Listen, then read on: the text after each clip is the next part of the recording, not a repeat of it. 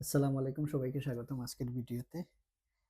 আজকে কথা বলবো সুপি পিকচার সেন্ডনিস নিয়ে। রুগমো ফ্যামিলিয়ালের বিষয়ে আমার কাছে প্রায় ২ মাস থেকে অনেক আবেদন আসছে, ভাই সুপি পিকচার সেন্ডনিস নিয়ে কিছু বলেন। সুপি পিকচার সেন্ডনিস আসলে বর্তমান সময়ে যারা রুগমো ফ্যামিলিয়াল এপ্লাই করছেন খুব বেশি একটা লং সময় নিচ্ছে। আমার জানা মতো ইলদিফোসের মধ্যে সবথেকে বেশি সময় এখন সুপি পিকচার সেন্ডনিসে নিচ্ছে ফেভরেবল দেওয়ার জন্য। তো মিয়া মুহিত নামে একজন ভাই ২০২২ এর শেষের দিকে ফ্যামিলিয়াল এপ্লাই করছেন সুবি পিকচার্স ইন্দোনেশিয়ার আন্ডারে ববিনি অফির মাধ্যমে। তো উনার কোনোভাবে ডিসিশন আসে নাই। এপ্লাই করছেন উনি অন্য কোথাও। তো আমার কাছে আসছেন, আমি ফাইল দেখে বলছি যে আমি ৩০ দিনের ভিতরে আমি ডিসিশন আনতে পারবো।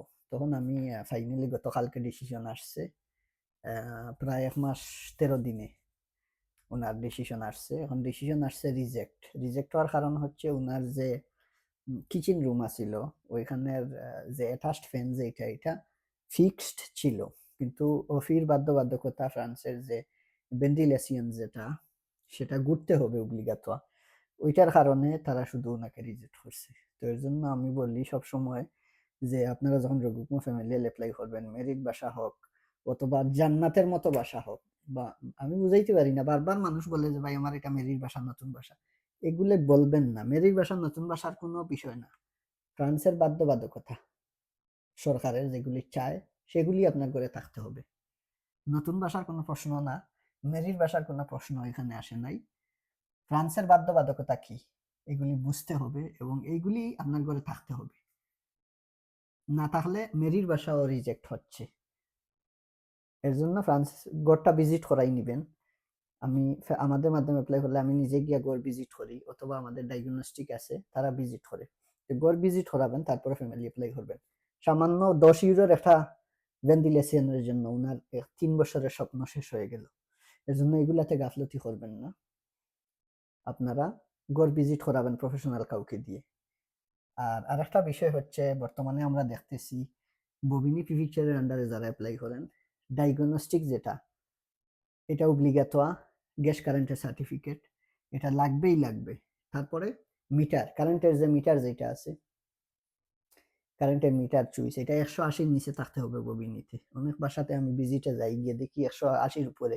এর জন্য ভিডিওতে বলতেছি যাদের গুগলের কারেন্টের মিটার মেইন চুইস ১৮০ সেন্টিমিটারের উপরে, আপনারা এটা এখন থেকে এটা নামানোর ব্যবস্থা করেন। কারণ ববিনিতে এর জন্য কয়েকটা রিজেক্ট পাইছি, এবং ববিনির আইন অনুযায়ী কারেন্টের মিটার এবং মেইন চুইস ১৮০ নিচে থাকতে হবে।